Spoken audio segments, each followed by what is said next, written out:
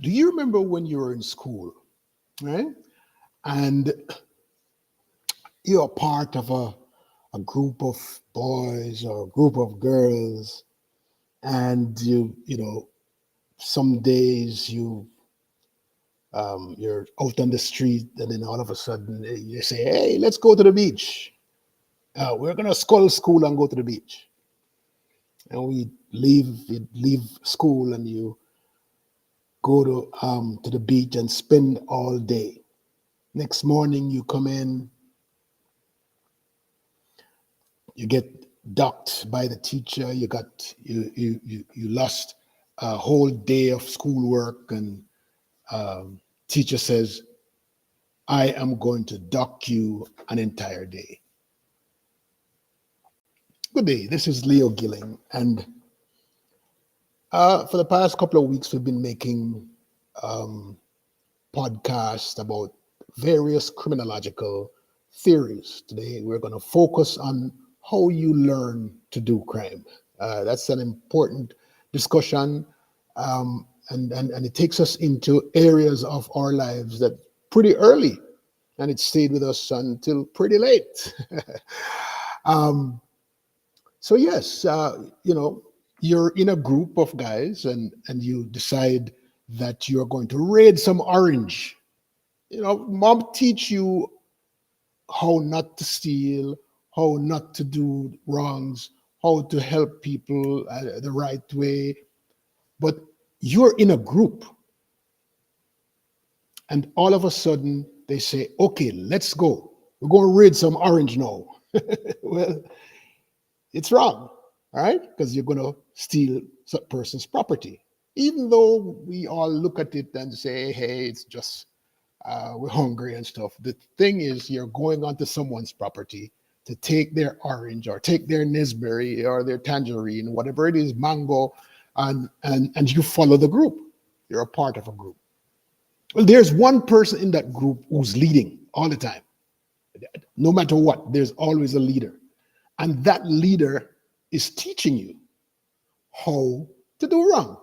It's the same way that when you go to school and teacher teach you how to do right, or your parents, you're at home and your dad, every day, every hour you see someone come in and give dad a money, and he give him a package, and the package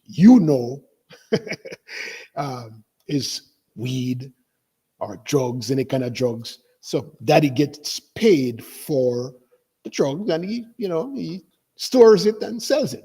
What do you think you're going to do later on? That's highly likely that you are going to do the same thing, right?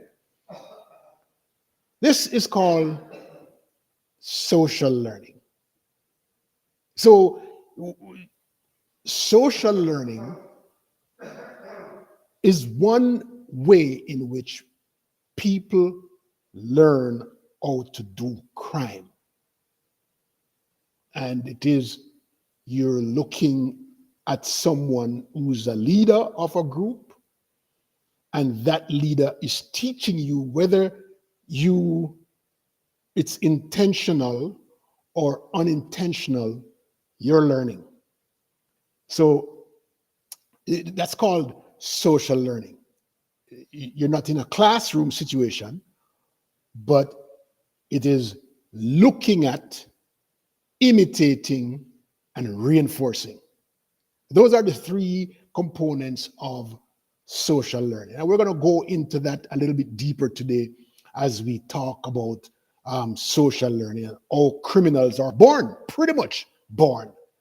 Because if you're a part of a group, a boys group from you were small and it was just social, but it turns into because someone thinks that they are, or all of you see somebody else operating something illegal and they're making money and a lot of money coming in their pocket, and you say, "Oh my God, I can do that. I can do that.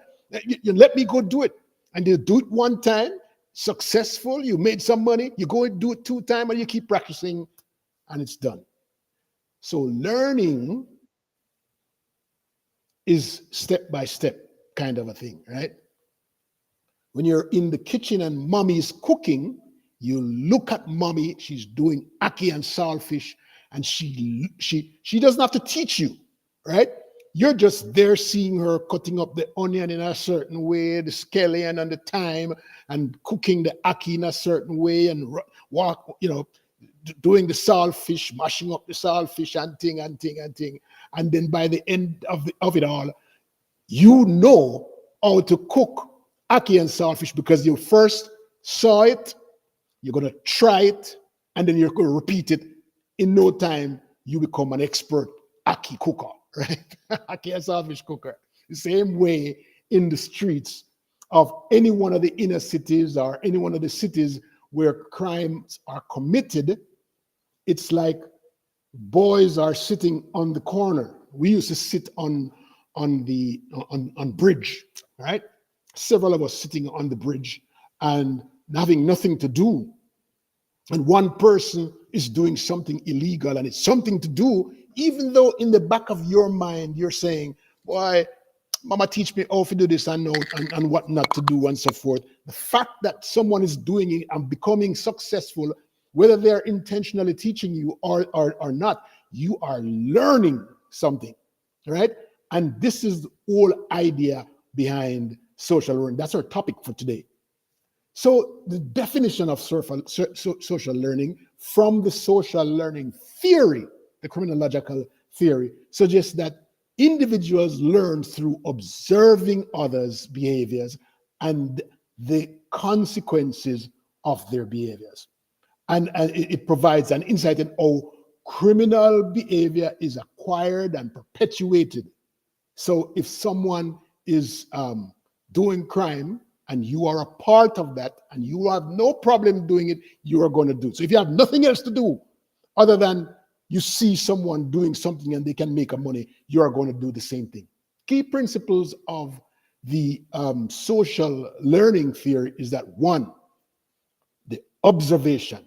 So you look, the individual learns by observing others and modeling their behavior. So next thing is to imitate the person. That's the next principle. People are more likely to imitate a behavior they observe if the model is someone they can relate to, find it attractive. If the person that they are imitating, they find that attractive, they are going to go, right? They're going to do it. And third thing is the theory emphasizes the role of reinforcement in shaping and maintaining behavior. It is a behavior, especially if there's a reward, money, right? It is more likely to be repeated. If a hungry kid is on the street and among someone who they respect, who is a criminal, who does criminal stuff, and the hungry boy needs food, there's a likelihood that they're going to go do what this other person does, right? And that's the way you learn. So the first thing they do is to observe. The next thing they do, imitate. Third thing they do is to reinforce.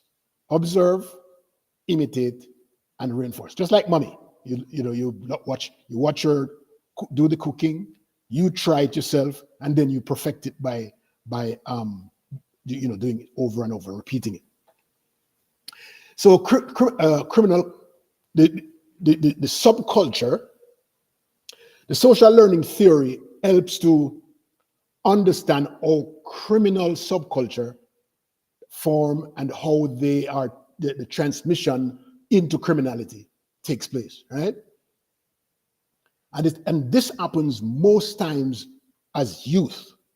So criminality doesn't necessarily start as an adult, unless things get really bad. But most times, criminality starts from youth. Sometimes, if they start pretty early and they have something to do by the time they turn 12 to 15, 16, they may move away from it. But for the most part, if they have nothing to do, if nothing captures their attention by the time they get 12 to 13 to 14, they are continuing in criminality. That's another theory that we will talk about in the future, how some children start criminal behavior early, and then by the time they get to 19, 20, they're out of it, while others continue until they can't do it anymore. And we'll talk about that later on. But right now we're talking about how you learn criminal behavior. It's very, very important. With criminality, with criminal behavior, if they continue to be criminals up to their adulthood, then what happens is this increases. If they go to jail one time, they come out, they're going to go back to jail again. In fact, in Jamaica, the recidivism rate in Jamaica is about 41% first year. That's pretty high. That means you go to jail, you come back out, you go to jail, you come out, same person going back to jail all the time. But all this criminal behavior started when you were young, because most times you are susceptible, you're impressionable, you learn quick, all of this stuff. Social learning theory helps to us to understand how the subculture form. I said that before. All right, so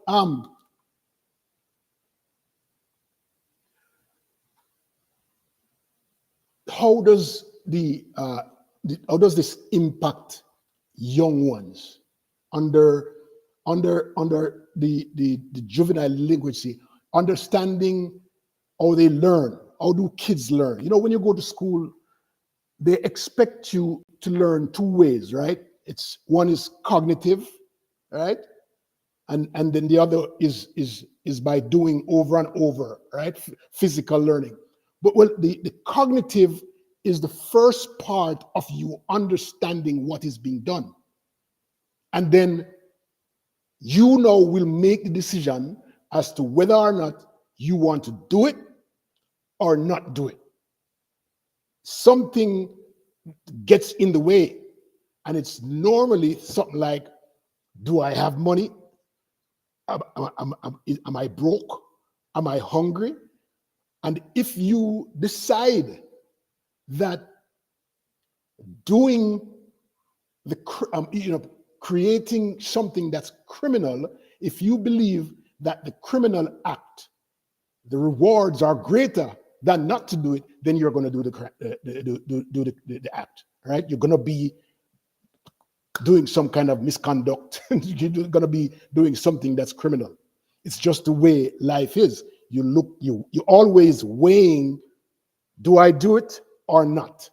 Am I afraid of going to prison or not?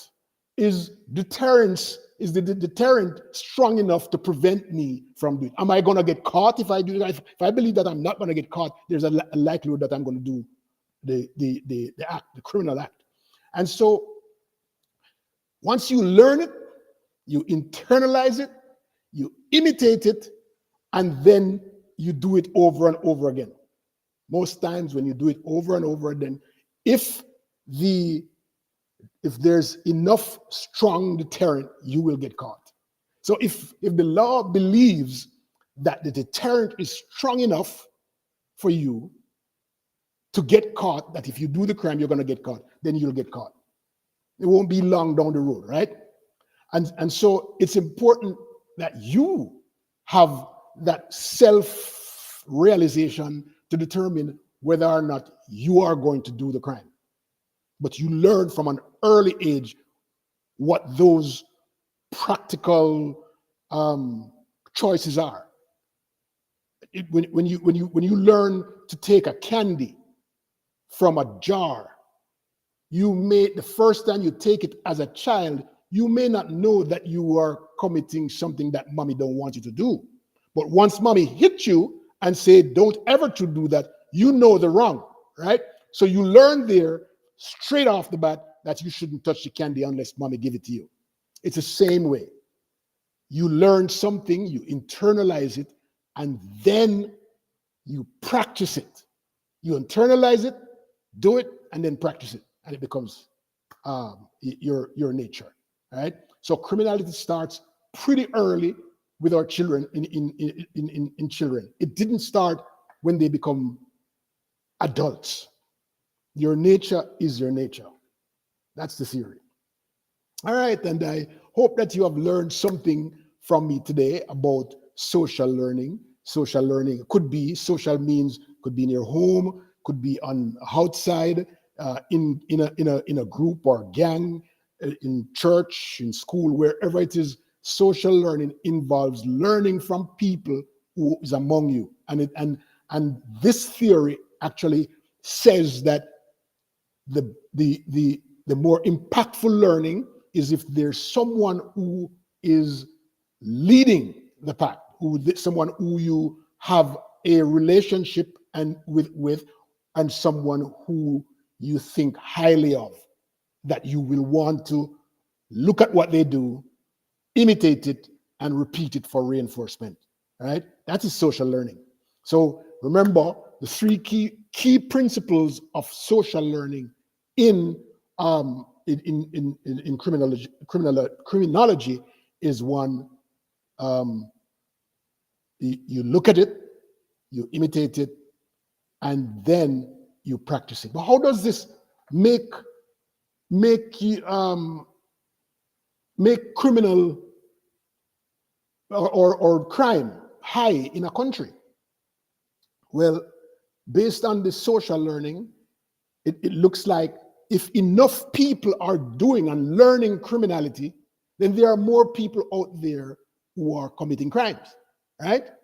So to reduce that, to reduce the amount of people out there in crime, is to involve them in things that are law abiding. That is, having good family, having great role models, great people who they can look up to, so that the learning is more law abiding than unlawful. Okay, so what we need to look at is, how are we going to impact our children who are just sitting on the street or have persons who they can look up to are criminal? How are we going to prevent that? How are we going to stop that from happening? Well, we need to get them involved in something good. And so, and once you get them involved with something that's going on that's good, then they don't have any time to look at someone who's committing crime, right? So, to reduce crime is to have less people committing crime. That means less people learning how to commit crime. More people who are law abiding. I'll leave you with that today. This is Leo Gilling, and we'll have another show, another podcast soon on another criminological theory. Thank you for joining me. Have a nice